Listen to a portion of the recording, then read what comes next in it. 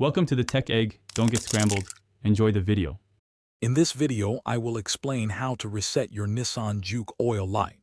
First, turn your vehicle's ignition to the on position.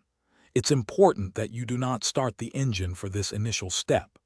This action powers up the dashboard and allows access to the necessary settings for the reset.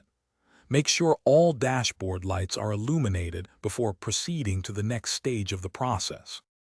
Next, locate the small button on your instrument cluster, usually positioned on the right-hand side.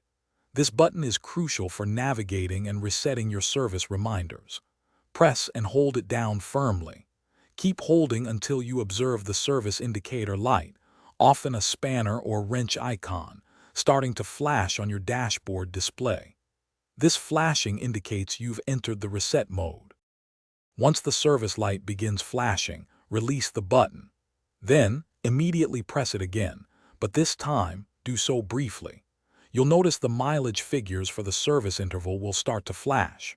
Each subsequent brief press of the same button will typically increase the service mileage by a set amount, such as 500 miles. Continue pressing until you reach your desired next service mileage. To finalize the reset, turn your vehicle's ignition completely off. This saves the new service interval setting.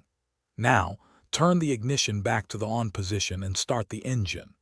The oil service light, or spanner icon, should no longer be illuminated on your dashboard. If it remains on, simply repeat these steps from the beginning to ensure a successful reset.